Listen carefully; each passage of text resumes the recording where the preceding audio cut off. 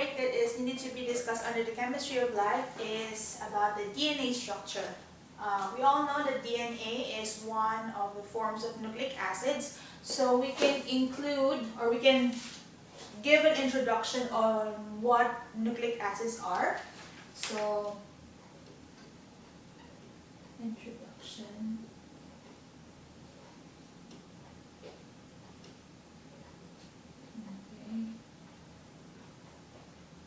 Because if we directly discuss about the DNA structures, then there is a possibility that the students might be surprised because they don't have like any background in chemistry.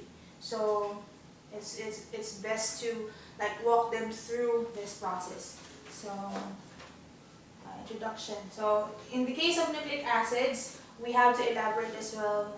We have to explain that nucleic acids are one of the biomolecules that are known as the information molecules. So instead of getting it from other sources, unlike carbohydrates, lipids, and proteins, these nucleic acids are biomolecules that are built together to become information molecules, to keep information. Okay, so right after the introduction about nucleic acids, then we can continue with the nucleotide structure. Okay? So nucleotide structure, this is the building block of nucleic acid. So by knowing the very simple or the most fundamental part of what a nucleic acid is, then we can build the DNA structure from there. Okay, so we have under the nucleotide structure, we have to include the components.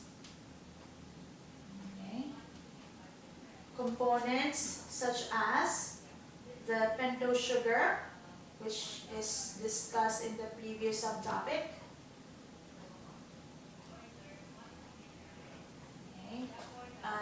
The phosphate group, and the third component, which is the nitrogenous bases. Okay.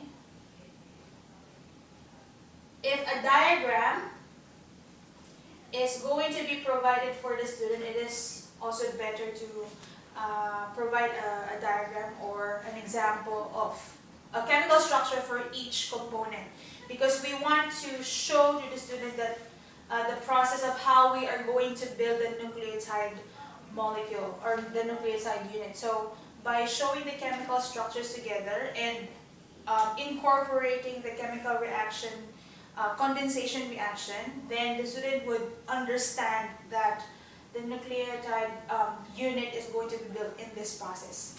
Okay? So under the nitrogenous bases,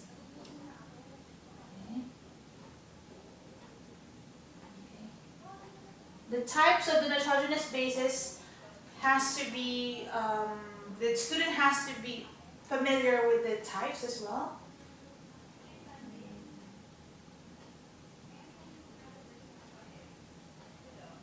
Okay, for example, we have the purine and the pyrimidine.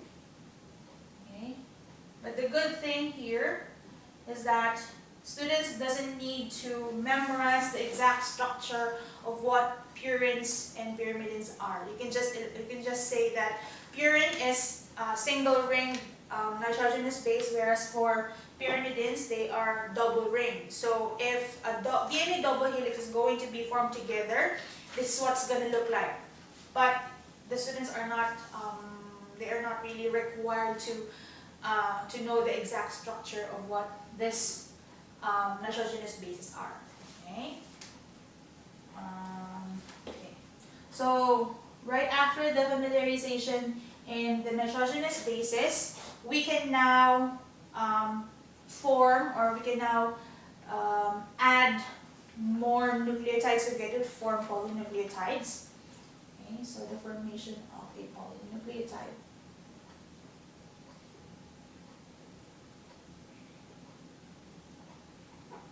Okay, so when you say polynucleotide, you condense all the nucleotide units together in a single strand. So in a polynucleotide, the things that are needed to be elaborated on are the chemical reactions that are involved in the process. So this includes condensation reaction,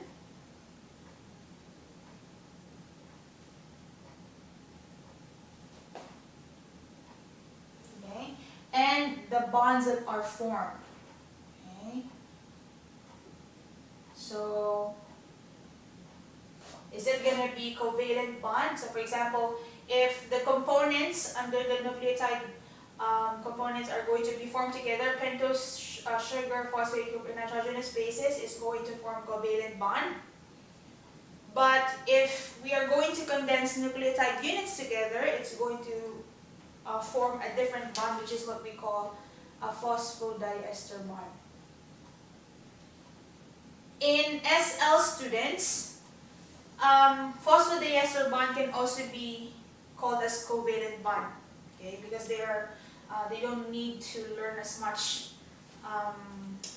much complicated terms. So phosphodiester bond is only applicable in HL students. Okay. So once we have formed the polynucleotide, we can now form the structure of the DNA, which is the double helix. Okay, or show the students the double helix structure.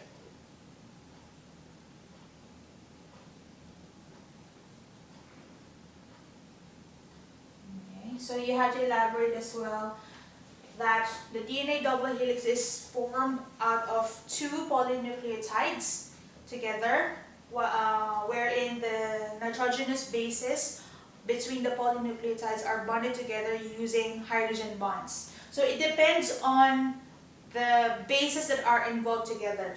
So the DNA double helix structure is achieved because of complementary base pairing. So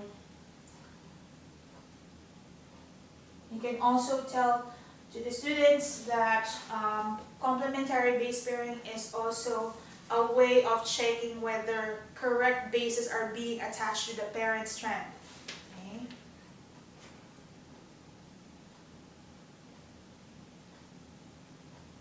So in this way, mutations are avoided.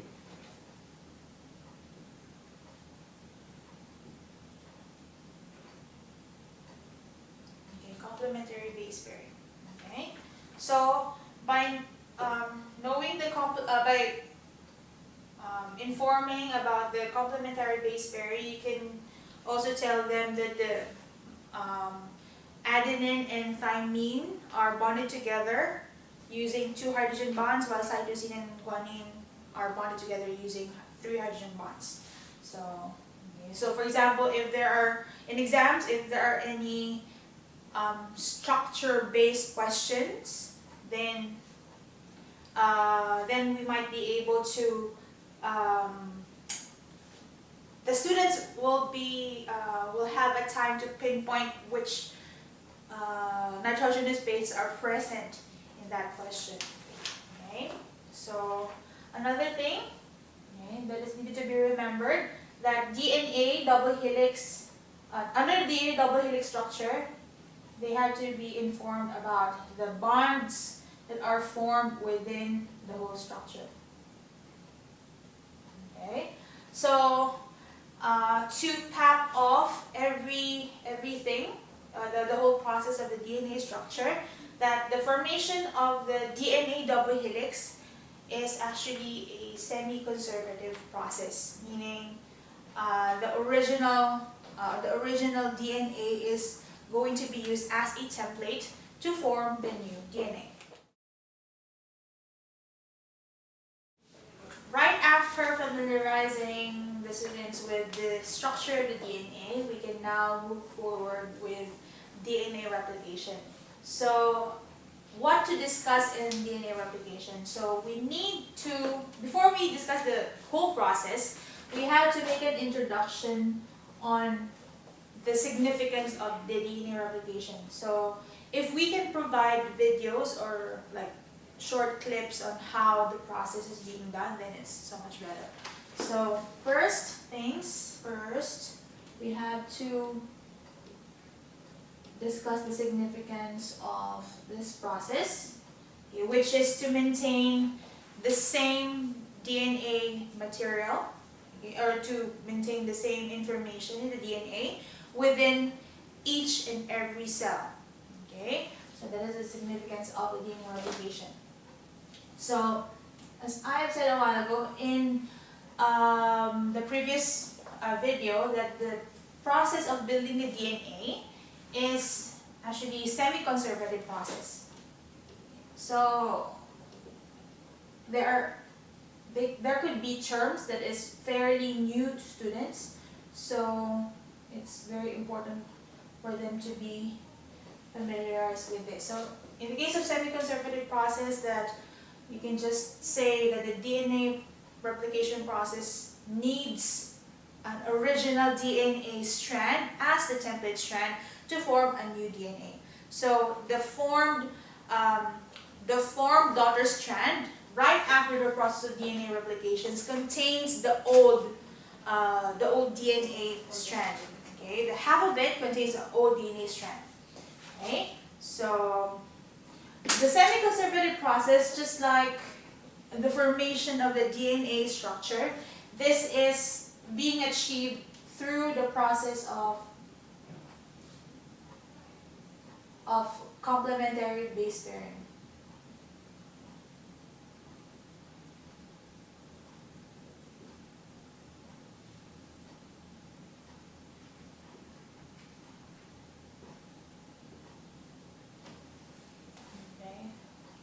Wherein the basis from the parent strand is the same as the basis that is going to be present in the daughter strand. Or, in other terms, if the basis in the parent strand is containing adenine, then therefore the daughter strand should contain thymine. If the parent strand contains cytosine, then the daughter strand should contain guanine, or vice versa. Okay, so we have to elaborate as well that nitrogenous bases should not be paired up with other nitrogenous bases, because this is the only available pairing between bases. Otherwise, the structure of the whole DNA is not going to be consistent. Okay. Next, of course, the main part, explaining the whole process. Okay, the process part of DNA replication. If we can provide a video, then it's much better. If not, then we should draw a diagram of how the DNA replication process is occurring. Okay, so we can show as well that in the DNA replication, there is the formation of the replication fork right after the uncoiling and unzipping of the two strands. Okay, so since most students are having a difficulty in learning this process, we have to teach a technique in memorizing or understanding the process of DNA replication. So, in knowing the process, then first familiarize the students with the enzymes that are involved. Okay?